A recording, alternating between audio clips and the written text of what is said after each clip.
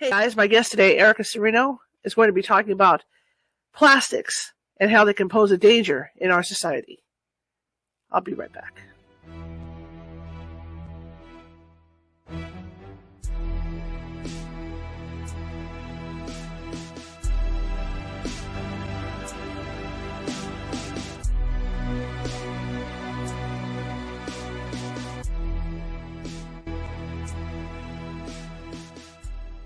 Grab your popcorn and snacks.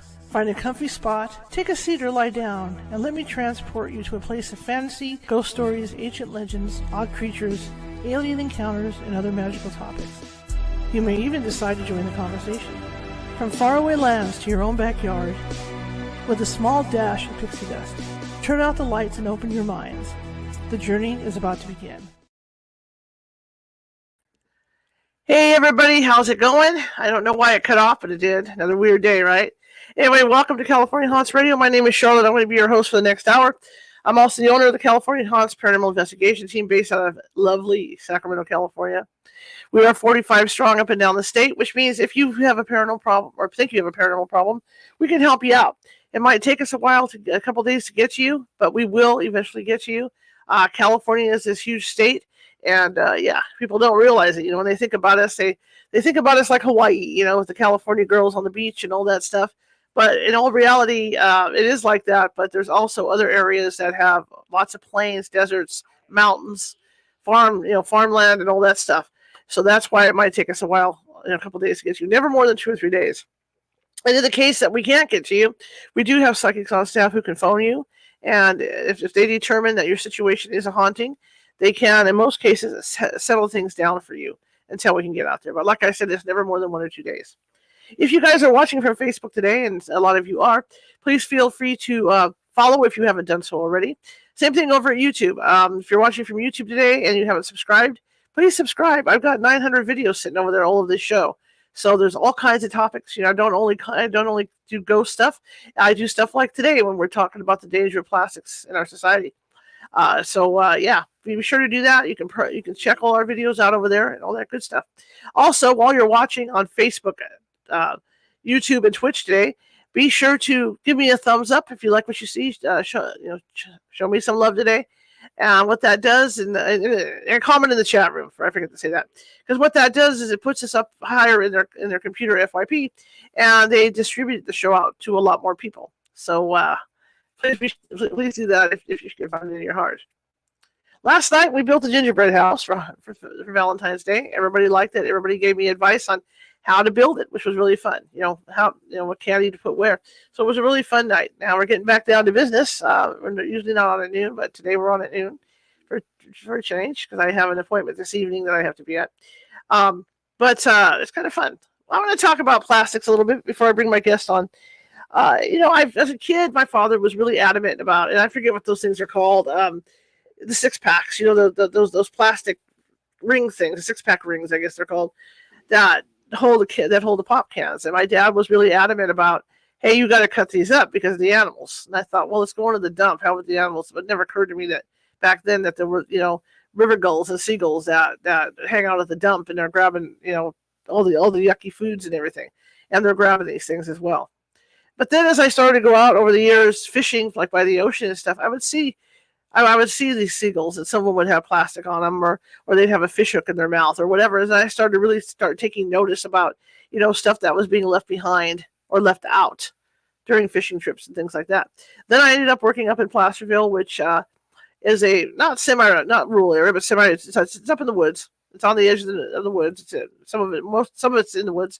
And I would see these reports come in, and I used to work with the rescue up there and do stories on that, because I would see reports about these poor fox and these deer and even bears, even bears and cougars that would somehow end up with a plastic bottle, well, not a bottle, but a big plastic jar on their heads. I'm talking like those big round jar things like for iced tea, or something that maybe a big thing of peanut butter, because that would be attractive for an animal.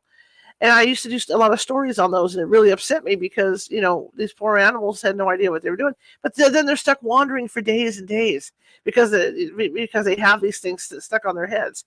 It's a rare occurrence to see an animal like that. And that's why there's got to be so many of them out there. It's really sad because eventually they can't get that thing off. Eventually they're going to starve to death, die, or even maybe strangulate because there's no oxygen in this thing. So I'm really excited to have my guest on. She's written a great book about this, and let me bring her in. Let's bring her in. Let's bring her in. Hello. Hello, Charlotte. How are you? Good. How are you? There we go. You are? Good to see face to face. Yes. So tell me about you, because you're a journalist just like I am. And I'm always curious to see, what got you into journalism, into the type of journalism that you're doing, and get some background. So similarly to you, wildlife was really my first step into getting into the journalism world. Sorry, hair is crazy. I was 15 years old and I wanted to have a job with animals because I always loved the non-human world. I've connected to different places, different creatures in so many different ways. And I feel really fortunate to have that awareness of the more than humans around us, I guess we could call them. Right. And so at 15 years old, I started working at a wildlife hospital, and I worked there for 7 years. And similar to you, I saw, the problem of plastic just kept coming up over and over again. And it was terrifying to see, even during my young years, like that this problem was so serious and significant. And I thought to myself, wait a minute, what can I do to maybe hopefully prevent the problem, then treat the symptoms of the problem, which are good and helpful to rehabilitate wildlife. But what's the point of helping them if you're just going to put them back into a polluted environment to face the same dangers? So that was the impetus. And I started studying journalism in college, and I really saw that, the idea that we need to talk about the environment and human health as connected was really important.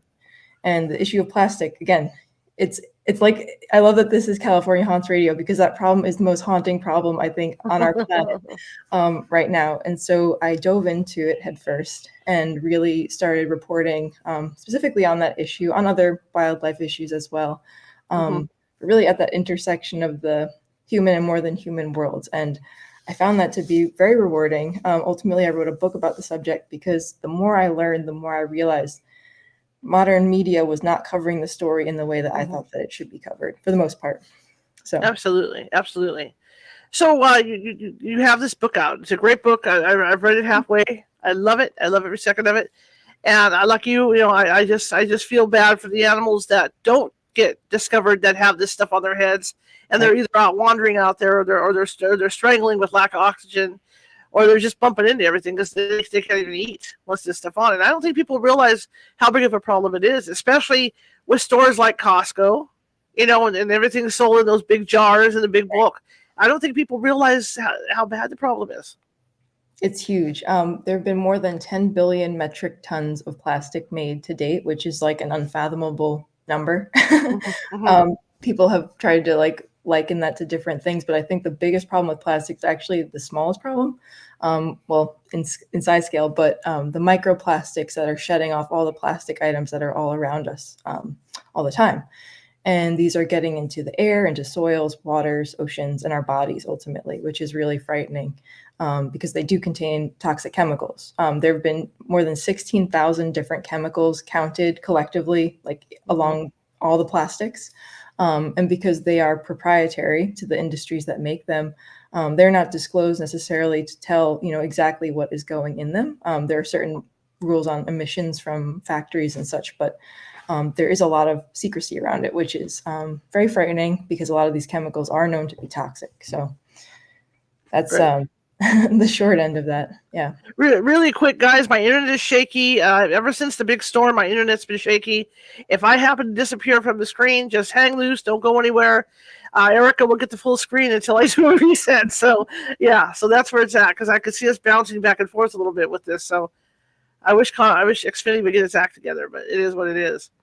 When you talk about humans having these plastics inside, how does that happen? How do we end up having this stuff inside of us? Great question. So as I learned in my reporting, first, wildlife are really the sentinels of this problem. Many animals ingesting plastic. I even witnessed a tiny little larval fish in the middle of the garbage patch eat a little speck of plastic, and I was like, wow, that's how it starts, because small fish eats the plastic, a bigger fish eats the smaller fish, and then all of them have plastic in their bodies. And then a human probably will eat the larger fish. And we did in the garbage patch find a mahi-mahi, we caught it, to eat. And there was plastic in its stomach. And that was very disturbing. But at the same time, when you're hungry on a sailboat, Yeah. You got to eat too. But the problem is much greater than that. And now we know that there are microplastics and even smaller nanoplastics virtually in all the food and water that we consume. Very frightening fact. I'm not being like, I don't want to scare people in the way that like you do need to eat still and drink water, please. Right. But know that there are certain things you can do to reduce your exposure. I would love to cover that too. Absolutely. But generally speaking, the more processed the food is, and if you have bottled water, for example, the packaging being plastic, you're way more likely to be exposed to plastic particles than not. I will point out, though, too, that fruits and vegetables have microplastics in them today because they are grown in soils with these particles. So it's really all connected. It's much better to go for, a reusable or unpackaged food, reusable container being steel, glass, even wooden containers in some cases. But yeah, that's one route of exposure. Then I got to shadow some scientists in Denmark several years ago, and they had this breathing machine that looked like a person, very roughly. It was more like actually C-3PO from Star Wars, if you like Star Wars. Awesome. Yeah. Very cool to meet such a robot.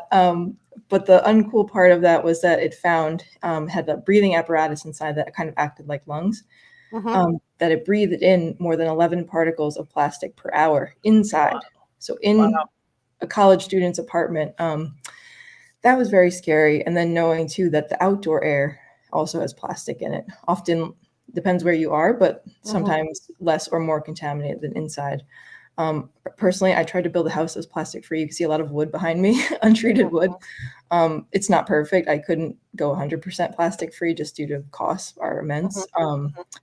But yeah, getting an air filter for your house is a great idea. I have one of those running at all times, and just being conscious of what you're bringing in. So if you can choose furniture and clothing that's plastic free, so made out of wool or cotton, hemp is great too, and other natural fibers. I have jute rugs in my house. So I really tried to do it to minimize my exposure, as well as seeing how, also, is it possible? How possible is it? And it's also possible that we absorb these particles through our skin. And the consequences of this mean that there are plastics found in our lungs, in our guts, in our brains, in our bloodstreams, veins. I could go on and on. Even in the human placenta, which is so babies now are exposed to plastic even before they are born onto the planet. It's really unbelievable to see the extent of this problem. Well, that's crazy. And then you hear the stories about the warnings on on bottled water where don't let them sit in your car where the heat can get to them because that stuff will leak, will seep into the water. It's scary for me now that you talk about this. Now that I've read your book, I live a mile, maybe 3 miles from Procter and Gamble, and those smokestacks are forever going. Wow. And that's the stuff that makes you wonder because they've got packaging in there, and what's happening to the packaging. Obviously, they're not throwing it all out. They're probably trying to burn some of that plastic off, and it's getting into the into everybody's air. Right. It's horrible. And that's also another part of the story that I really wanted to cover was plastic pollution is plastic itself, but it's also the whole process from the extraction of the fossil fuels to the disposal. I used to live near a trash incinerator and an ash landfill when I was younger. And to know now, the health consequences of that, I'm glad that my family moved away, or we had the ability to move away, but a lot of people are not so fortunate. And these facilities target the most vulnerable communities. So usually low-income people, people that are in rural areas, and then people of color and indigenous communities and Black communities. So these are, repeatedly targeted. There are so many systems in place that are so unjust. And the companies that are making plastic and processing petrochemicals and fossil fuels that are needed to make plastics, they keep targeting these same communities. And it's this horrible cycle of oppression that it will not end until we solve this problem, which is to stop producing plastic and to stop exposing people to these toxic chemicals. I've been to communities where literally everyone knows someone or has cancer, which is horrible to think about. And the rates of cancer among young people today is skyrocketing. Because if you think about it, the more you're exposed to these plastics, the more you're exposed to the chemicals in them.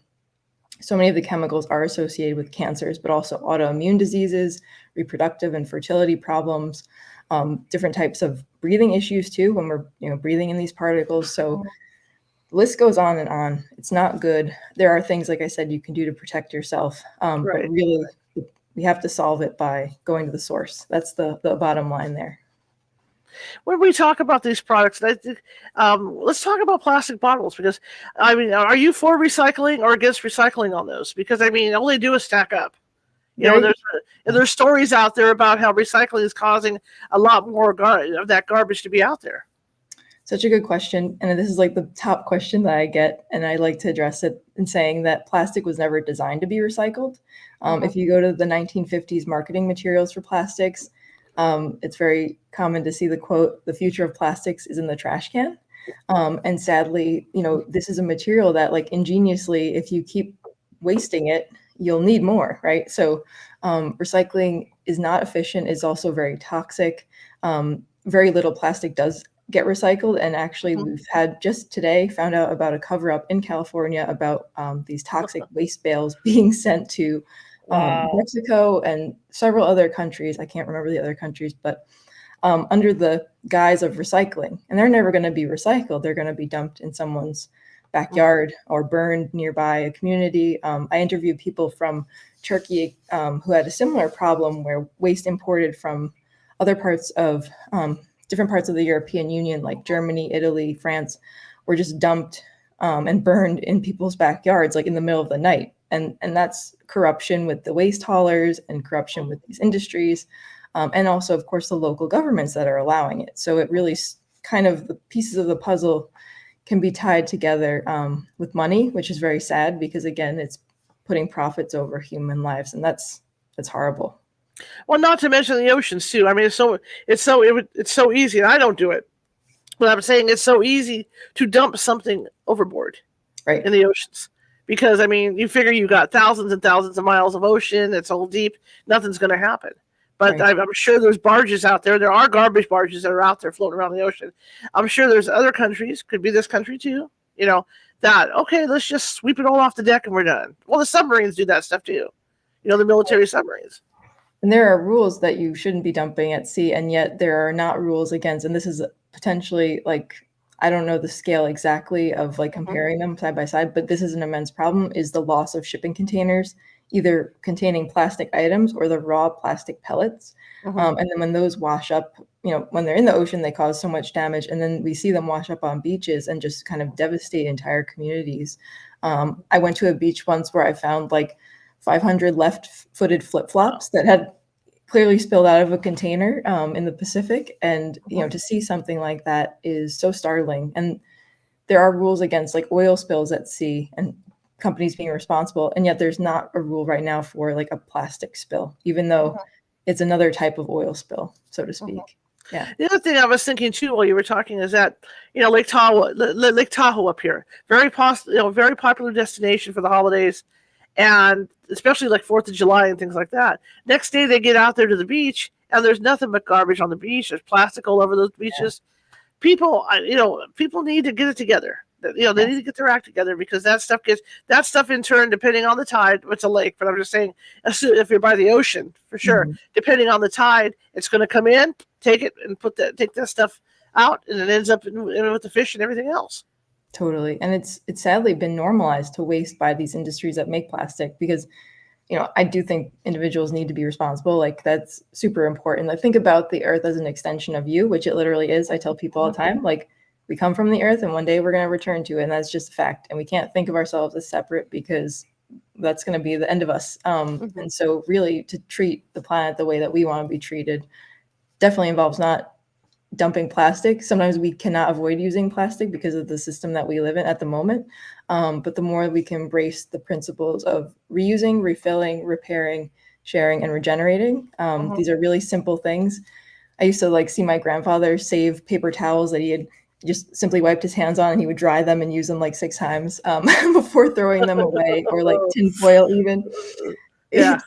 Total depression kid. But like, yeah, it's so funny to think though, we've really been taught to waste, and solve that problem by having, hand towels, right? And then to wash them. But yeah, it's horrible. And I think, the more that we see the plastic kind of washing into the ocean, that was the way a lot of people, I think, got aware of this issue, because it is ultimately a major sink for plastic, because so much of it blows, or flows from rivers or streams into the sea.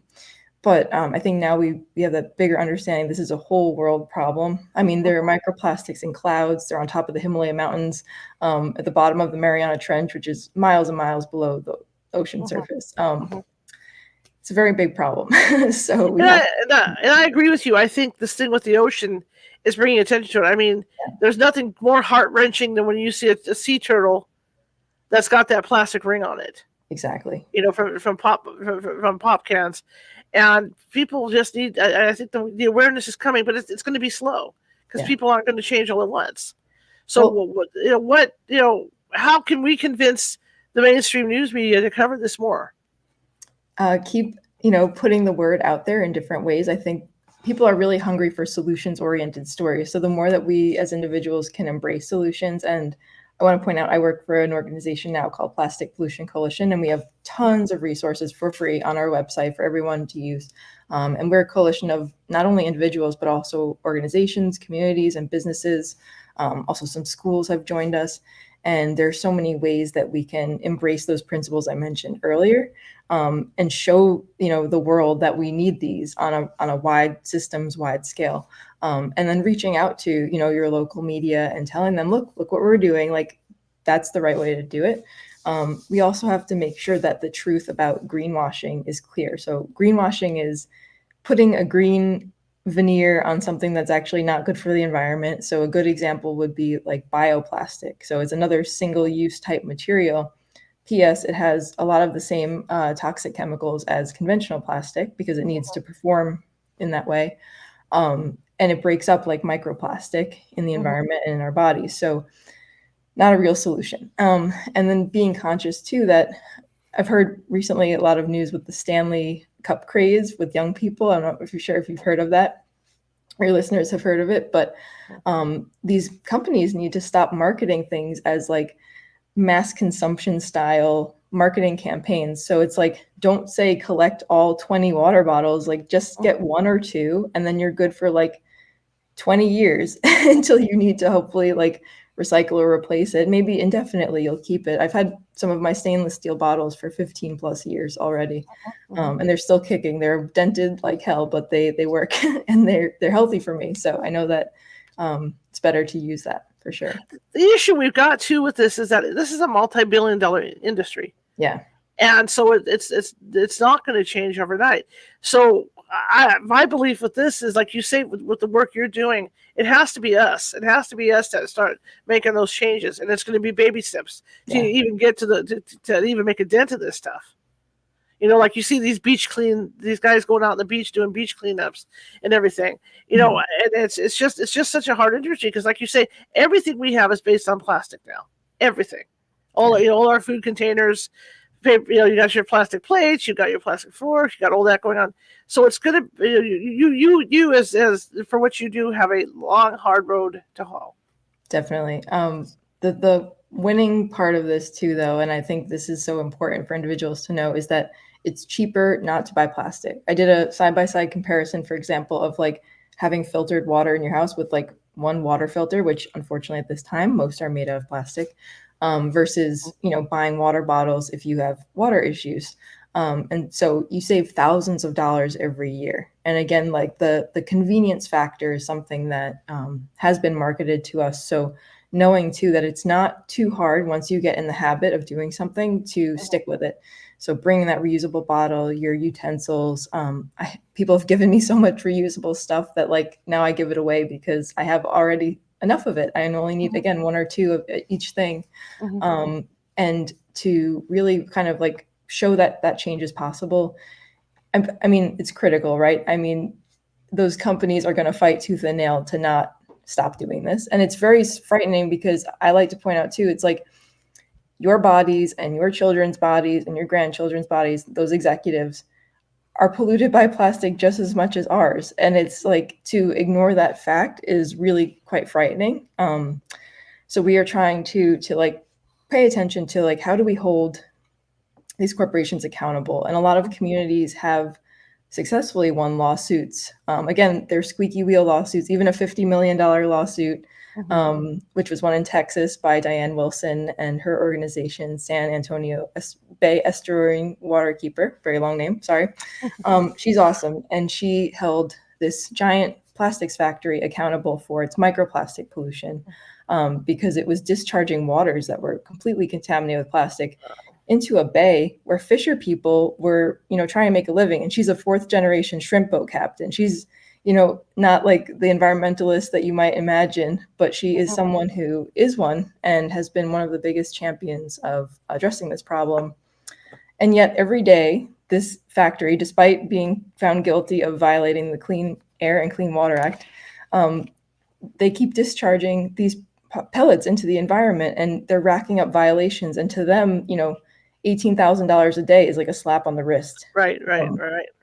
But it's something, and I think, being proactive and stopping more expansion, more communities are noticing that like their local policymakers have not been in their corner. There have been like secret rezonings or deals made with tax breaks with these giant corporations. And it really requires being vigilant, which is very hard today because our world is so busy. But we are fighting for our lives, quite literally. And I think, it shows that everyone can be on this fight. You don't need to be like a quote unquote environmentalist.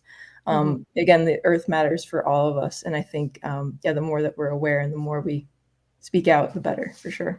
Now, one thing I've noticed, I do a lot of fishing in the river. And not that this has to do with plastics or anything, but the state of California has put out warnings on the catfish. Wow. Where you shouldn't eat that much catfish. I mean, they're talking about iodine and things like that, but still there is a warning out there for the rivers out here that, with the fish, that you do not eat that much fish because they're contaminated. Yeah, that's where we're at right now. It's startling, isn't it? It is startling. I mean, years ago, that's what the whole thing with fish was. It was cheap. You could catch it. You could eat it. Right. And it was good for you, but it's not anymore. It's just right. Even that's not good. Where do you see as far as the baby steps going? What needs to be done in your opinion? What steps need to be taken first, and then to make this thing progress? Well, we can definitely try to advocate for the Global Plastics Treaty, which is now going into its 4th negotiating session. So the United Nations called for a giant treaty to be created to cover the full life cycle of plastics, as they call it. So again, from the extraction of the fossil fuels to the disposal side of things. But again, we're seeing so much pushback from industry that there's a real threat that this will not have the teeth that it needs. So the more you can speak to your policymakers, your representatives, and just say, look, please tell, the US government as a whole that we need to take a very strong stance on this. Other countries have taken stronger stances than us. And we are the world's biggest plastic polluter in terms of production and then exporting trash. And so it's really serious. And I think that has a big potential to make a big impact. Even if we say stop producing single-use plastics, that would be that's more than 40% of all plastics. So that's a giant dent in the problem. And again, that's a really easy thing to replace. Again, if we had like our reusables, and I've been seeing more and more refill shops pop up. So it's also like, don't just use the stick, use the carrot. Localities should give incentives to small businesses that emerge that want to do the right thing and that do the right thing. I have one in my town, and you go there and you can get like deodorant in a glass bottle or a paper dispenser, which is the second best choice because again, the glass is more reusable. And looking for things like that are sold in those endlessly reusable containers or in bulk bins where you can bring your own container to the store. So that's the kind of thing we need to see more of for sure. Even at the dollar store, I'm seeing glass straws. Nice. I'm glad. I noticed that the other day that they are selling, glass straws like 4 for 99 cents. I mean, how can you beat that? That's really great. To go in that direction with it. Okay, you talked earlier about people getting this stuff into their system. What is the chief way? The main way people are getting contaminated? Is it via the food or is it via the crap in the air? It's a great question. It's really both, but I think definitely ingestion. It's hard to say, right? So Mhm. There's been a study saying that we inhale a credit card of plastic per Right. week, and we ingest a credit card of plastic per week. And then that might be a very big underestimate. We don't quite know. Mhm. But the idea that, you can really control your food a lot more than your air, at least if you're out and about. But in your own home, you can also, like I said, use an air filter. There are even portable air filters. I mean, I spent a few $100s, and the filter I got, the filter doesn't need to change for 5 years, which is awesome. And I have a reverse osmosis water filter. It was $150. Again, affordable options. I'm not made of money here either, Right, so it's right, right, right, right. do to. I try to grow my own food as much as I can, and I know what's going into my soil to some extent. Mhm. Yeah, and just purchasing things that are like loose rather than packaged is a really great idea. Mhm. Um, Listen, with the fish thing, it's so hard because a lot of people rely on fish, like you mentioned, and we have to do something about this too. You can avoid eating the fattier parts of the fish, and of course, like the organs of the fish or near the organs. Mhm. That can help reduce your exposure too. So, Well, and that's something too. I was just thinking when you were mentioning the fish. Everybody thinks, okay, if I boil it, it's going to purify it from everything that's in there, just like with fish. You fry it up to a certain temperature, okay, it's going to purify all the uglies. But this doesn't work that way. doesn't, no, unfortunately not. But again, the water filter I think is a great option for a lot of people because now we're also seeing, like you mentioned with the fish, like water Mhm. sources are contaminated.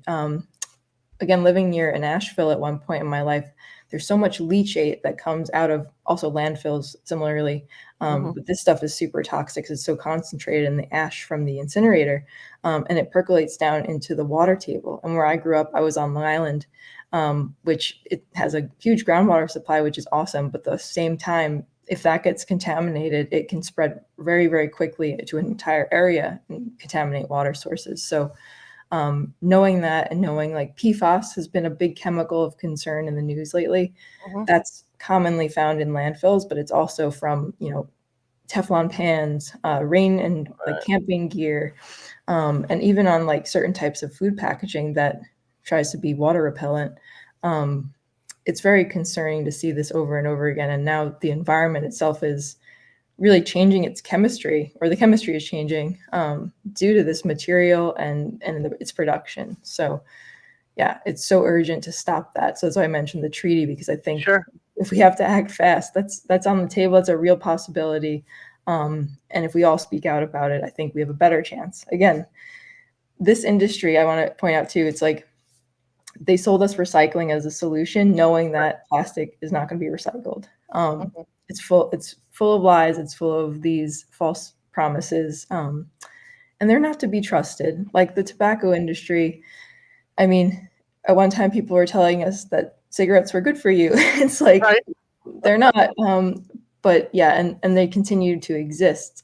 Someone recently asked me, is it worth putting a warning label on plastics? I was like, it would deter some people like cigarettes from buying the Mhm. bad product, but at the same time, it's still produced, and the more that's produced, the more we all suffer for it. So Well, that's the thing too. Like with bottled water, I mean, it's more convenient to pop open a bottle of water than it is to go to the sink and fill up a glass and carry the glass back and forth. And we're all creatures of habit because we've been to push this with commercials and everything else that are out there, and it's just like it's going to be a hard road. It's going to be a hard road. if you want to do a deep dive, it's worth looking at like 1940s and 50s plastic Hmm. ads, because just like you explained, it was like, oh, you can just use it and throw it right away, and Right. that was supposed to be great. But the little extra effort that it takes, again, like I want to point out, like the society that we live in is far too fast paced. I really tried to simplify my life in a lot of ways, and I found that really helped. Just my health, but also like my mental health. Hmm. And I think, someone this weekend I spoke with at another book talk, she was saying, the loss of community from these reuse and refill stations that we had this, you Hmm. know, 80 years ago before plastic existed. Hmm. Reuse and refill was the only option. And so to go back to that would potentially even bolster our society and like help people reconnect with one another, which I thought was a really cool additional benefit. I like that a lot. Now you brought up Teflon, and that sparked something within me. And a lot of people don't realize this. If you have birds, pet birds in your house, and you use Teflon, you're using Teflon. I'm not saying it's happening all the time, but there's been a lot of cases of the bird dying because of the Wow. fumes coming off that Teflon. Wow. I don't have birds, but I can imagine that, like avians are so susceptible to chemicals. And again, like the term canary in a coal mine. Right. Think about that. And you don't want to be breathing that in. If it's not good enough for your pet, it's definitely not good enough for you. It's just weird because it seems like, everything that they designed to help us is bad for us, unfortunately. To make our lives easier, because like you said, the society we live in is so fast paced. That's what we do. We get our meals, in little plastic containers, and that's what we're doing. Throw them in the microwave. There's fumes coming off that. You got your bottles and all these other things, straws and whatever. And it's just the way our society is set up. And it's just piles. And I know I've been out to, like, over my career as a journalist too, I've been out to the various, trash areas, where people are dumping trash, or where they're picking up trash, the main garbage areas, and there's just stacks and stacks and stacks of plastic out there. It's horrible. But the good news, I think, is that there's never been more awareness, I think, of the problem as of now, because again, like the years of cover up of the industry and the false solutions, now people know. And I think knowledge is power. I always love to say, like, the truth is so important, and to have the truth is something, and we can act on it. So that's positive part of that. But to play a little devil's advocate on here, we'll look at the ozone situation. And I mean, all the countries have to be on board with this stuff to control this thing with the ozone. And I would think a lot of this plastic stuff is the same way. Everybody would have to be on board. And that tree you're talking about is terrific for the first step towards that. For sure. And we've seen, we actually have a plastic laws database on that we've helped develop through Plastic Pollution Coalition. And you can see that, like, the efficacy of laws is definitely, like, it's definitely working in certain ways, certain laws. But because they are so piecemeal, the problem persists. For example, back on Long Island, where I'm from, one of the municipalities passed a law against, I think they taxed bags, maybe 10 cents plastic bags, and they didn't even eliminate them completely. And 8 million bags were prevented from being used in 1 year. So that's a pretty significant number for, this populated area that I used to live in. And think about that, applied to every single-use plastic, and just taking them off the map. Again, that dent would be huge. But there needs to be regulation of these industries, and on a global scale for sure. California does the same thing with the bags. There was just a story out about that. I was going to grab it the other day and I didn't get a chance. There's something going on with that thing, that there's a lawsuit or something pending on that, because someone's been lying. I guess they caught him lying. Yeah. About the benefits of it. And so that's coming to fruition. Like I said, getting back to the landfills, when you look at these landfills, and you pointed this out earlier, in the interview, they have to put that stuff somewhere. Yeah. I mean, they can't keep filling up the landfills with it, because then there'd be no room. So I see what you're saying with, okay, they're putting it on barges, they're sending it out of the country to Mexico or whatever, and then Mexico is turning around, putting it on barges and maybe dumping it in the ocean, or just going to some cliff, over the sea, and just, chucking it in there. It's just, it's such a huge problem.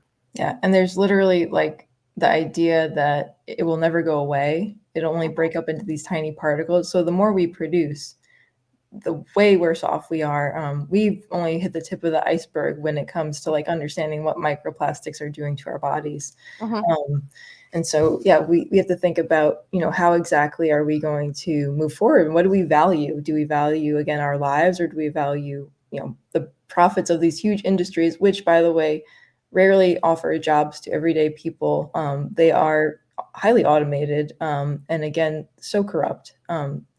So I really think that we need to reevaluate our values. And part of my book was going into the ocean many, many times on very simple sailboats. Sometimes we had no toilet and no shower for 24 days at a time, which was an interesting situation, with 8 other people rather. And so to live so simply and then return to, like, our fast-paced society, it almost felt like this nightmare because it was so peaceful in the ocean despite all the plastic. It is probably, I would say, the most beautiful place I've ever seen on this planet. And to know that despite all the contamination, it is still so amazing and full of life really pushed me to think, like, why are we doing this to ourselves, or why are industries doing this to us, and how can we really stop it and change the needle on that? To give people an idea of how it's affecting like the ocean creatures, I mean, I did talk about the sea turtle. Can you give me some more examples of some different ocean creatures that have had issues with this? Yeah. Well, I'll continue with sea turtles quickly because there's a weird way that they are affected that is not super intuitive, but all the plastic washing up on beaches in conjunction with our warming climate is actually heating up the sand. So when a sea turtle lays her eggs, if the sand is cooler, which naturally there'll be some variation usually in like where the eggs land when she lays them, when it's a hotter sand, there's more females, and cooler sand hatches more males. But the sand is so warm that sea turtle populations are feminizing. So unless sea turtles figure out how to, continue like asexually reproducing, they're going to face an extinction crisis. And that's just one type of animal. I've seen even reports of whales and dolphins having PTSD from being entangled in nets and ropes that have been left behind by the fishing industry, which is really so scary to think about as well, like the mental effects on these animals. Corals eat plastic and they get very diseased. I've seen pictures too of like different chemicals from, this is a related issue, but sunscreen, which also often has plastic and chemicals, but like a handprint on a coral because someone had touched the coral and the coral dying in that pattern. It was really unbelievable.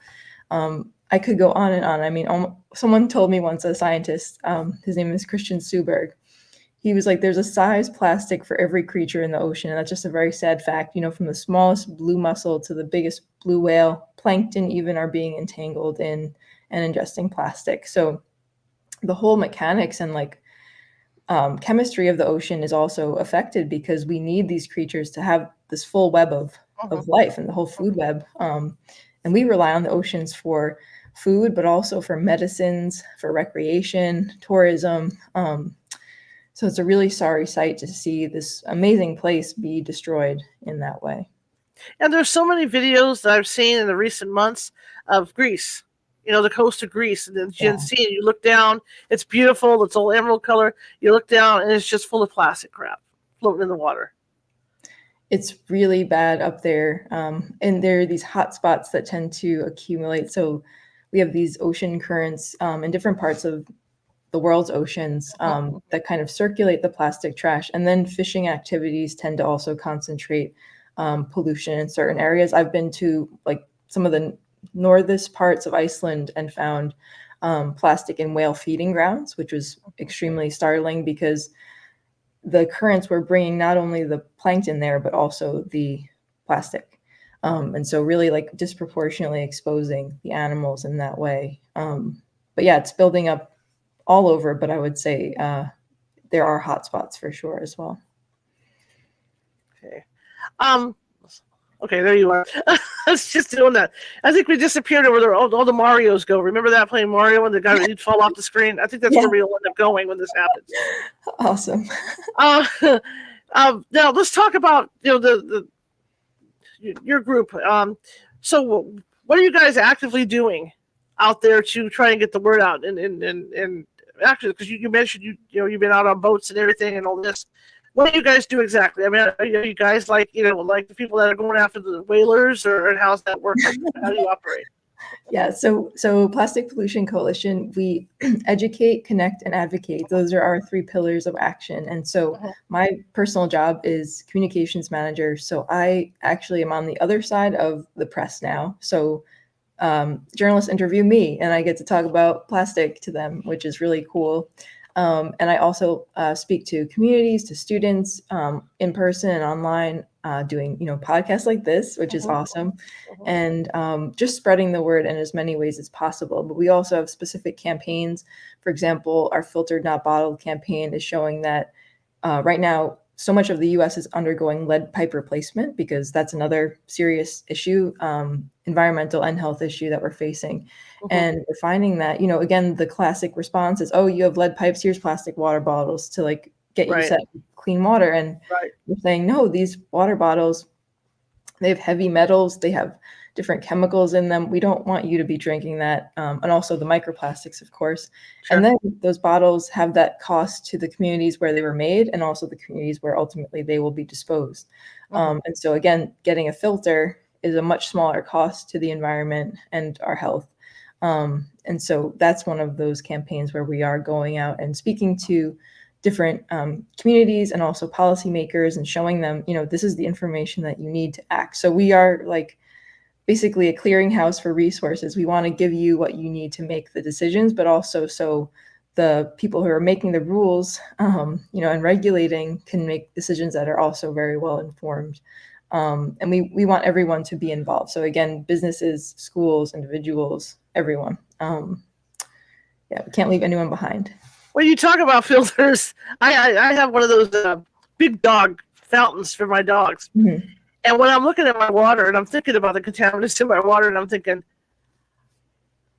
oh, wait a second here. Pause. Okay.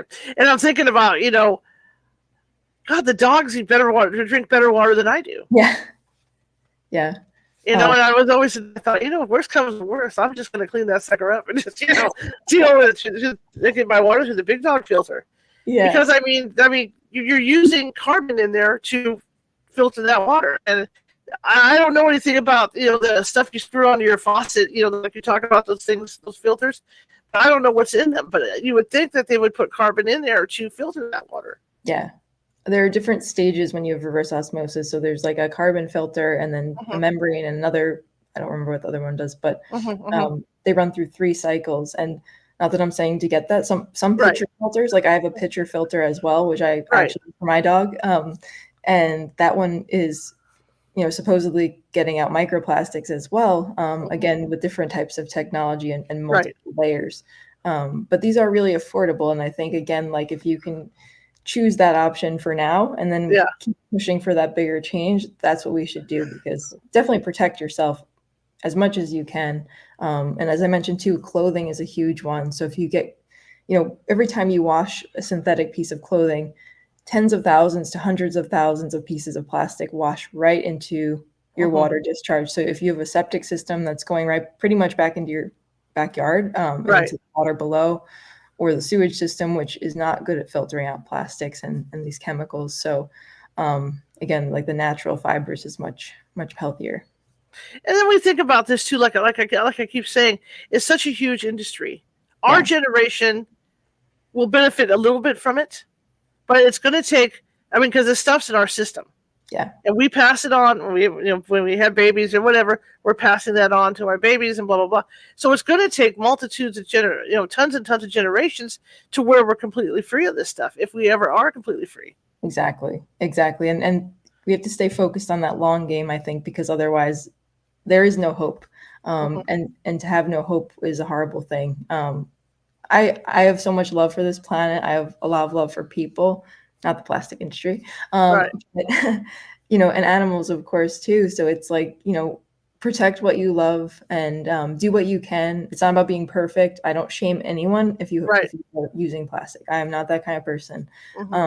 And just pay attention to what's around you and how you can make these changes incrementally. And again, go to our website because we have tons of resources, www.plasticpollutioncoalition.org. And there are, scientific papers, traditional knowledge, guides for getting started with how to have a plastic-free pregnancy or plastic-free school. And tons of our coalition members are listed. So you can easily say, okay, I want to go to a refill shop in my community. Where can I find one? Things like that. So definitely an actionable place to get started. Well, that's one thing, like you say, I'm into the world like you are. My big thing, either be on the ocean, go spend the day at the beach and just enjoy the ocean, or go up to the mountains and just sit on the side of a cliff and take in the view. And it changes your whole perspective about what's around you. And that's the stuff you want to protect. You want to protect those mountains, you want to protect those oceans and those beaches, and the animals that inhabit the area as well. It's not just humans that are getting affected, it's these animals. And like you, that's my perspective. I'm all about the earth. I'm all about natural stuff. My sister gets frustrated with me. The flea medicine on my dogs, it's natural. I don't believe in the chemical stuff, the chewy things and all that for them. And then when I go to the vet, they just look at me like I'm crazy, because I'm not using these chemicals. I'm like, right. I'm not going to do it. I'm not going to do it. Too many side effects. Thank you for your commitment too. I really appreciate hearing that, and like finding a kindred spirit. You reached out to me, and I'm like, yes, let's chat. And I love that. Absolutely, absolutely. So what's next for you? What's next? Well, we're going to see. I might be going to the treaty negotiation, which is in Ottawa, Canada, because I'm not too far away from that. Otherwise, just trying to, keep spreading the word. I have tons of events, book events coming up, and in communities locally, they're all free throughout the Northeast US. So keep an eye out if you're available. It's actually a webinar. It's probably, if we are live, if you want to join and learn about environmental justice, yes, I'll be moderating a webinar with Dr. Robert Bullard, Shamira Levine, and also Dr. Reverend Yearwood. And these are some amazing Black activists who have spoken out about environmental injustice in the plastic industry. And that's happening at 5 p.m. Eastern, 2 p.m. Pacific, so very soon. But go to our Plastic Pollution Coalition website, and you can join us for free. It's an hour-long webinar. Would love to see you there. There'll also be a recording if you can't make it. But just keep spreading the word, keep getting out there, and like you said, going out and enjoying the nature we have while we have it. That's so important to me every day, to get outside. And it's inspirational. If you have doubts about this topic and the pollution and all that, go out and spend some time. Go spend some time in the mountains and take a look around. Even now with the snow, I mean, it's gorgeous out there. But go out to the national parks and check them out and stuff, because that will inspire you to work harder at dealing with this problem. Definitely. One last question for you is, and I do this to everybody, so I'm not just calling you out. You were on the Strip in Las Vegas, so let's talk plastics there, okay? But you're on the Strip in Las Vegas. You have your book, and there might be some people with similar books. How do you get people to read your book? Ooh, I would say, do you want to know the full story here? Do you want to know the truth? And I'll hawk it like, a true Vegas showgirl, give some kicks in there. Yeah. It'll be fun. Is she a plastic bottle on top for the headdress thing, kind of stack bottles? Carmen Miranda kind of thing with plastic. That's awesome. All right. Well, I want to thank you. What website can people reach you at? Go to plasticpollutioncoalition.org, please. I have erased my online footprint because in the the realm of simplification, I really want to practice what I preach. So I just want to thank you so much, Charlotte. It's been such a pleasure. You're awesome. Well, thank you. It's been a pleasure to talk to you too. I really appreciate it. And then I love doing things like this. Like I said, I like to do ghost stories because I'm a paranormal investigator. But on the other hand, there's still that journalist that I've been for 20 years. Yeah. That wants to get these stories out. Just like I just did one on the opioid crisis, what's going on with all that. And so I just love to trade it up a lot. But thank you so much for coming on. I appreciate it. Talk to you soon. All right. Have a good one. Bye-bye. You too. Bye-bye. Okay, well, I learned a lot, and I hope you did, because this is something that's near and dear to my heart. I'm an activist. I can honestly say that. I'm not perfect. I will drink out of plastic bottles if presented with it. He does have a lot of choice. But like she said, and like I said, this is a problem that's going to be ongoing. It's going to be ongoing for generations to clean this stuff up. It's kind of like the ozone thing, So I mean, it's something that we all have to be made aware of, and that these plastics are getting into our systems. So I hope you guys got a lot out of this. Tomorrow, we're shifting gears again back to the paranormal. And Pamela K. Kinney is going to be with us. It'll be our usual time, 6:30 p.m. Pacific. And we're going to be talking about dogmen and other cryptids. And she's got a great book. I'm halfway through that book, too. I get a lot of books, you guys. So if I can get halfway through, I'm doing good, okay? I'm doing good with my schedule. So Pamela K. Kinney will be with us at 6:30 p.m. tomorrow to talk about dogmen and other cryptids. So I hope you guys can join me for that. Nancy Matz will be back a week from tomorrow, back in her regular slot. We just had to shift things around for Miss Kinney. Miss Kinney, this week. So I hope you guys join me for that. Another announcement to make, we're going to be doing a public ghost hunt coming up here. I don't have any dates on that yet, so just keep tuning in. And for those of you in the Northern California area, or even sometimes in South Cal, we are going to be setting up, and it'll be a haunted hotel, and we will take you guys on a ghost hunt and show you how to use the equipment and work with you, and maybe we'll get some results, right, in these hotels. We're also going to start filming as soon as I get things going now, finally, and my schedule settles down. We're going to start reworking on the team documentary, and it's going to be all about the haunted hotels in the Gold Country up here in Northern California. So that's going to start filming. You're going to see some videos coming out, introductions to our investigators. You guys get to know our investigators and all that good stuff.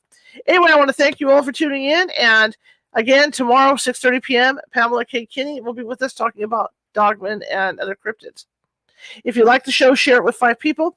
If you hated the show, share it with 5 of your enemies. We are equal opportunity here. We're just trying to get the word out about our little old show. If you like the show, you're on Facebook, please hit that follow button. If you got this far, please hit that follow button. Same thing with YouTube. Hit that subscribe button. It doesn't cost anything. And I'm very active in the YouTube community as far as announcements and things like that. All right. I will see you tomorrow, 6:30 p.m. Pacific. Have a great rest of your day, folks.